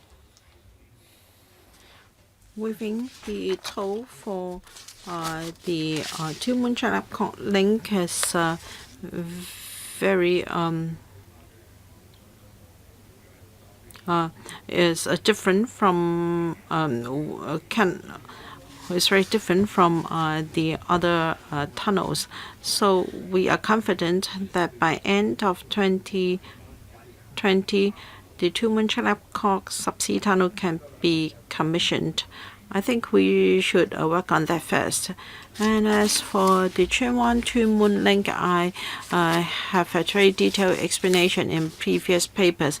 There will be artificial islands in central waters in the future, and that is an opportunity for us to revisit the decision. I've got a few questions. Regarding the government's subsidy for buying 47 new vessels, I'd like to clarify that this doesn't cover the ferries of Star Ferry, right? Because there was a misleading report in the media. No, it will not cover Star Ferry. And as for subsidy or enhancing taxi service quality, the trade has strong views about that. The livelihood is being affected and the wastage of taxi drivers is high. You're not helping them to enhance the penalty for non-licensed taxi services, and they've asked you to review the licensing arrangements, and you haven't done that, and you have gone to enhance the penalties for taxi drivers, and they say that you should work for them first before penalizing them. In fact, the trade also hate those unscrupulous taxi drivers. I think you should review your work priorities. Secondly, the trade has submitted a proposal to the government on certification scheme of quality taxis. They would like to hear the government's view on that. The third question has been asked by a few members as well. Kaito services, as said by the Deputy Secretary, if Kaitos are willing to accept your conditions, you can consider including them in your scheme. And as for fuel subsidy, first we want to thank you for this arrangement because the coverage is now wider.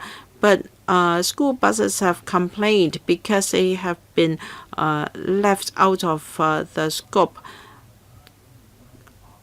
They've been affected. And you're saying that students are still riding school buses to school, but a lot of traffic signals have been damaged, and many students are not attending extracurricular activities for fear of chaos, and so their business has also been affected. After all, we don't have a lot of school buses in Hong Kong. Thank you. For raising the penalty for offences of taxi driver-related offences. Now, our intention is to deal with the unlicensed taxi services as well in submitting the legislation. And as for quality taxi service, I will ask my colleague to supplement. And Kaitos, yes, already addressed that. And for school buses, yes, we have heard their views. We will reconsider that point. On the certification scheme for quality taxi services, well, in our recognition scheme, we will have recognition for quality taxi services so as to recognize quality taxi services, and we will listen to the views of different stakeholders in due course. Mr. Lowaiko is not here. Mr. Wuchi Wai, I've got a few questions. I'd like to ask about the Central Kowloon line. It's not mentioned in the policy address at all, although the Secretary said that it has a number of studies to be completed. I hope that the outcome of your study is the Central Kowloon route will go ahead. However, if we just rely on it alone and carry all passengers from the hill slopes to Kwun Tong, that will be a big problem. And what about monorail? I think the monorail should become the South Kowloon line. It should be something like the North Island line as an important tool to divert passengers away from Kwun Tong, because there will be the East Kowloon development, the hospital, children's hospitals, and so forth.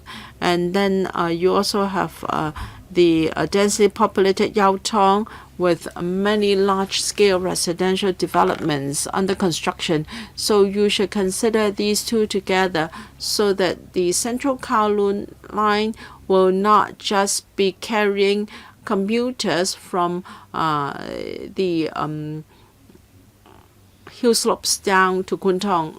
Otherwise, you will overburden Kwun Tong Station. And for UAP, you have added TPS scheme into the scope. I hope you will not use this concept, because it's not that only these types of estates have public interest. I think for many HOS estates and even residential developments, they have links. They have pedestrian walkways. I think if public interest warrants, you should use the land resumption ordinance to resume land to build such links. Now, you should set up some mechanism. If the users are not just the HOS residents, for instance, even members of the public are using such walkways, then they should also be eligible. And you are going to provide covered walkways. Many DCs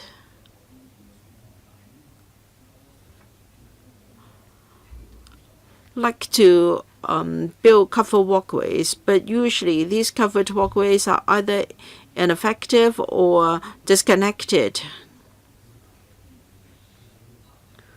So if you really want to provide covered walkways, you must ensure that there is continuity and they are really effective.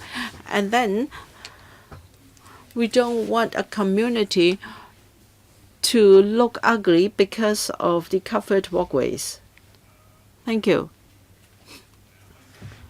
Thank you, Mr. Wu. Yes, we heard this very innovative idea from Mr. Wu with regard to monorail. In fact, to take forward a railway project, we have to overcome several hurdles: a technical assessment, financial assessment, as well as the feasibility. And now we have yet to come to a final decision.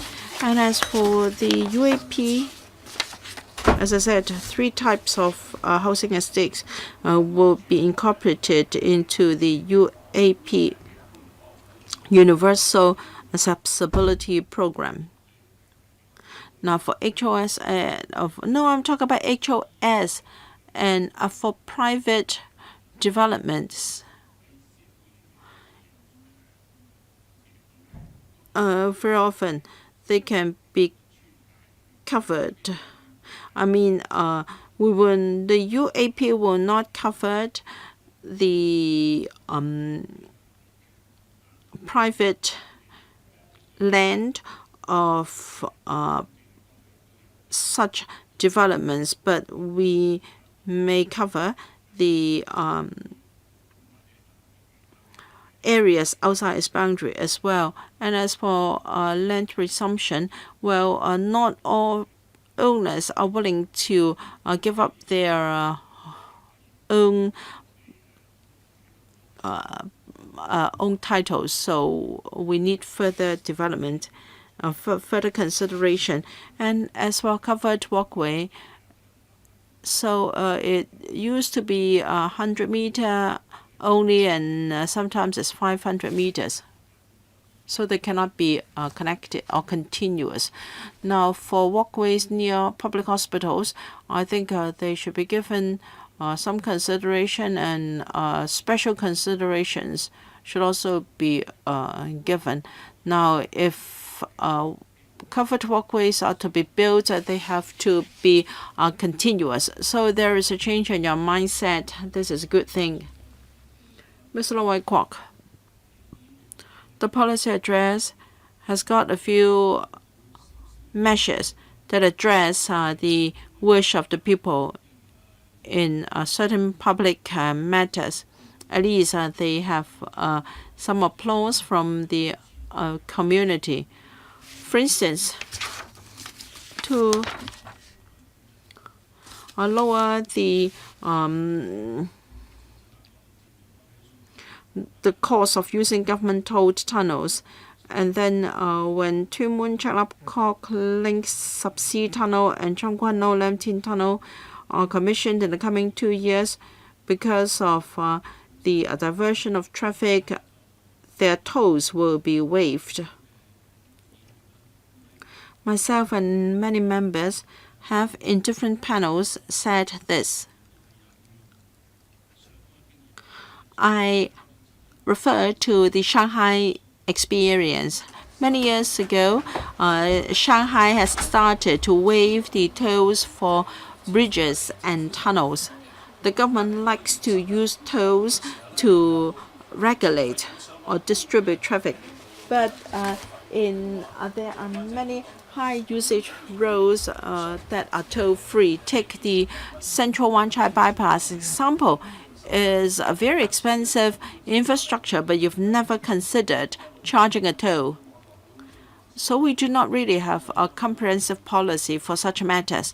So I will continue to advocate lower tunnel tolls or tolls for such bridges as far as possible. Anyway, the proposal in the current policy address is supportable.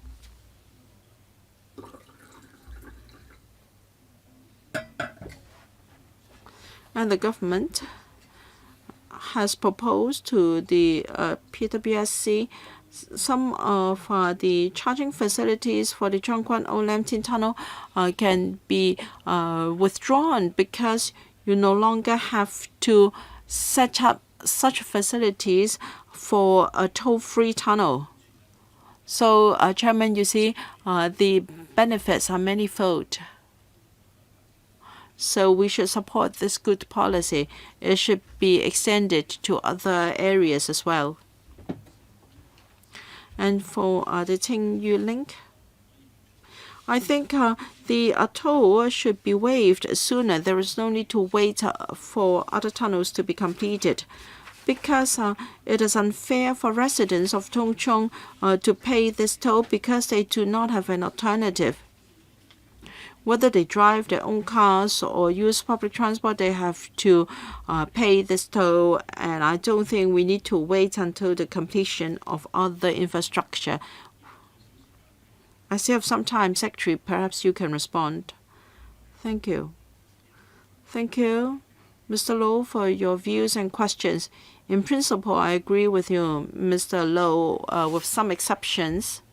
Now, for Central Wan Chai bypass, well, charging a toll may be for cost recovery at times, but traffic management is our paramount consideration. We want to encourage more people to use the bypass. In charging a toll, it may be a disincentive. So I have to say that this doesn't contradict our policy.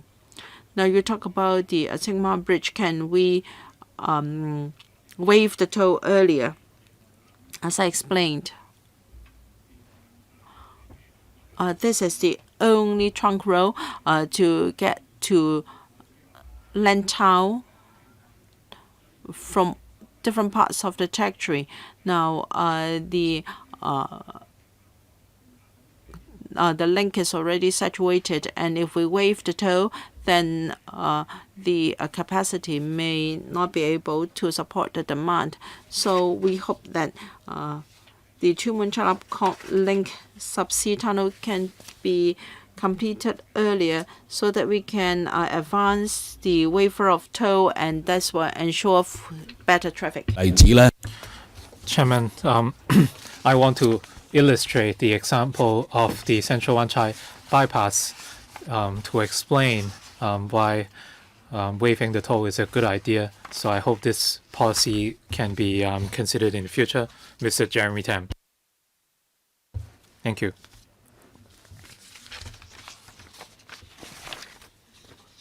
Mr. Frank Chan told us that the MTR is a mode of transport and it should not be vandalized.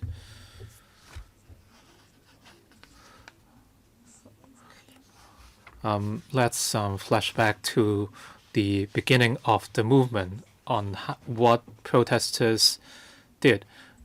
They did not use their octopus cards, and instead they used their loose change to buy tickets, and there were very long lines. And that should be the relationship between the public and the MTRC. And what was the turning point? It was the protests in Kwun Tong.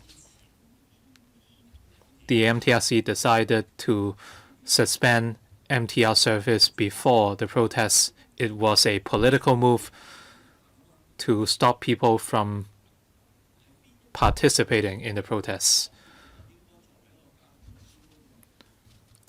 The MTRC should just be a mode of transportation. When who started to make things political, it was the government.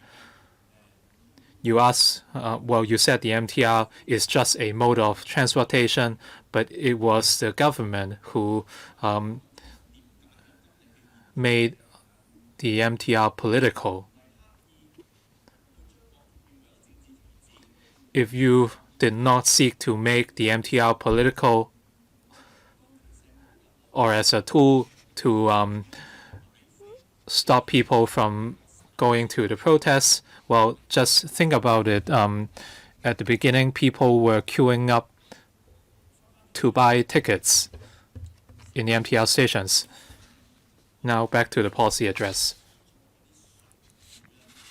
For the subsidies you are providing for vessel operators, will there be any adjustments to the fares? The ferry fares are already subject to government subsidy, if I'm correct. Now you are purchasing vessels for the operators. So in terms of fares, is there any room for downward adjustment?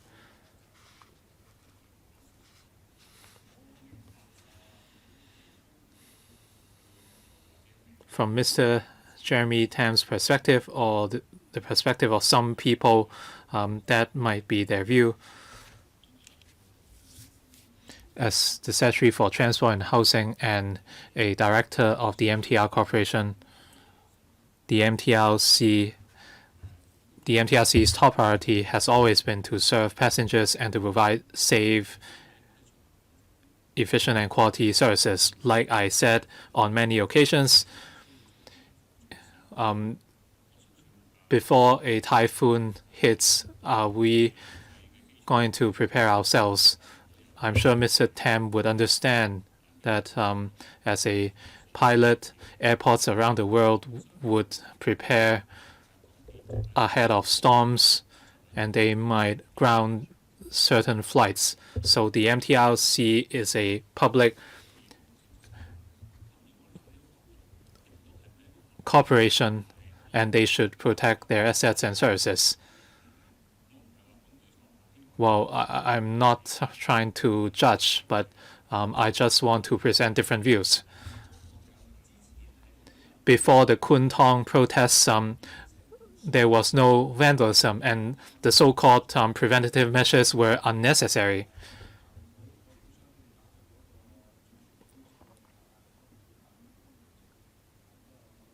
Time is up, so Next member, please, Mr. Yu Si Wing. On the Hong Kong-Zhuhai-Macau Bridge, the utilization numbers were down, and some members criticized the bridge as a white elephant. I agree with Mr. Xiu Ka-fai. The HZMB is an infrastructure project, and we cannot only look at the return or rate of return. The government imposed too many restrictions on the bridge. They were too conservative. If I own a private car and I want to drive to Macau, and I have to pay 3,000 or 4,000 in license fee every year, if you relax such license fees, then you can encourage more drivers to use the bridge. If they are to go to Macau, the licensing control of the government is very strict, and they only recently announced 5,000 licenses. They are too conservative, and this affect the utilization of the bridge. And the recent turmoil led to a drop in the number of visitors. So the government should review the positioning of the bridge and how some of the current measures can be relaxed. You should not be too conservative. Many people actually want to drive to Macau since there are 3,000 parking lots.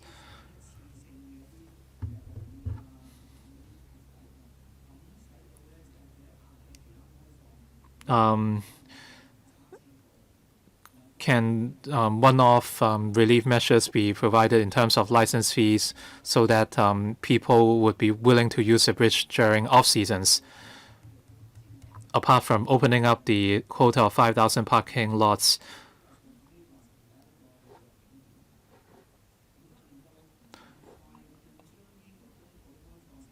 if the Eastern Artificial Island can be developed as a tourism destination,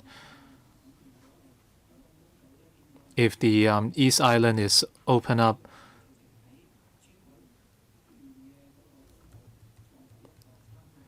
mainlanders who want to see the bridge can actually go to the Eastern Island, and as a tourism destination,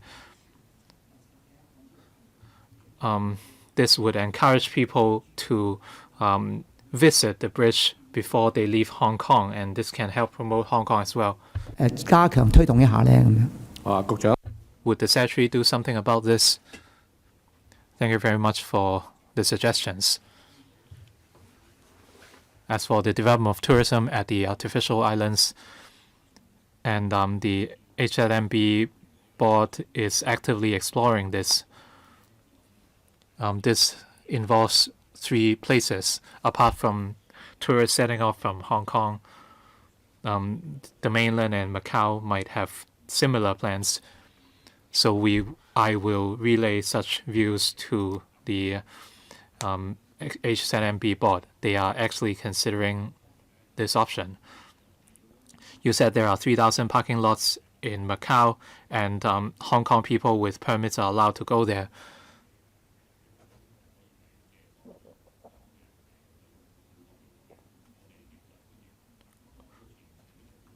If we have an insurance package available, well, we talked to the insurance industry recently, and they actually find this feasible, so we will maintain discussions. Ms. Elizabeth Quad, can you further extend the meeting beyond 1 o'clock? Well, you have 4 minutes.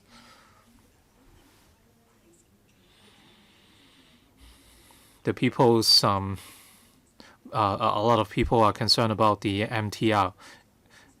MTR facilities have vandalized, and MTR service must close early. And this is cause for concern for many passengers. They are reluctant. People are reluctant to go out, and retail and consumption also took hits, and many businesses would be driven out of business. A lot of opposition members blame the problem on the MTRC. They never condemn the rioters for their violence or vandalism on MTLC facilities. The opposition members are rioters themselves within LegCo, so they would do whatever they can to please the rioters. They have totally ignored the plight of SMEs and the public. So many people wonder what the government will do to protect the MTL facilities from vandalism. So the vandalism is consistent and never ending. So how can the repairs be sped up, and is the MTLC facing any challenges in conducting repairs? What are the future plans? As for traffic congestion at NT East, nothing was mentioned in the recent policy address. As you know, districts like Mangshan and Sha Tin face swelling populations and congestion is very serious. So what are the government's plans? I applaud the government for taking our recommendation on board in expanding the universal accessibility program. So the escalated links are much needed. So is there any way we can speed up the works? Secretary, thank you very much.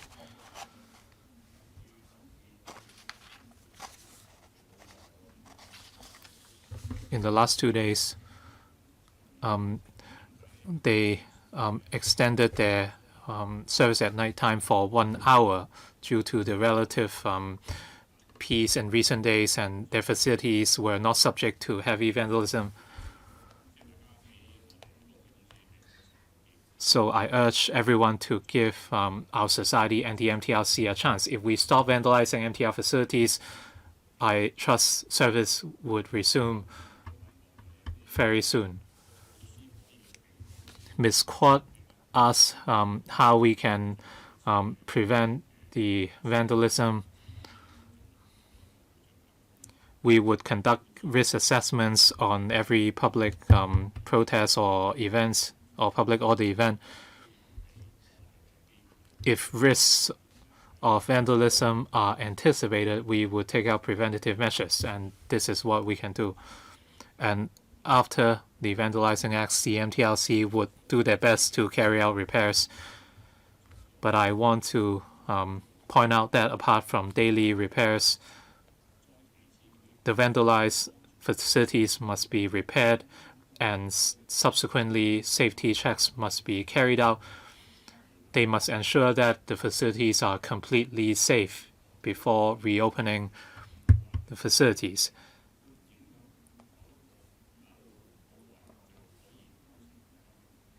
So this is how the cycle works. For the UA program, we would try our best to do more. What about the congestion at NT East? You have a minute, Secretary.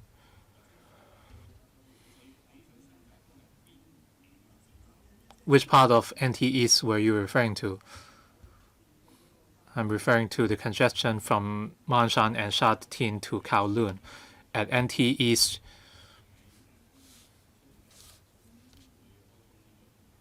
we expect the phase 1 of the Tuen Ma line be commissioned in the first quarter of next year, and this would somewhat ease the traffic from Sha Tin and Mangshan. I visited these 2 districts recently to find out about bus service there. The TD will communicate with public transport operators on these. During peak hours, a lot of bus routes leading to these districts were saturated, and if manpower allows, we would encourage public transport operators to reinforce the headways to provide more service to the public. For the other aspects, I would work with you after the meeting. So thank you very much for attending the meeting today. Item number 5, any other business? We have no other business. Thank you.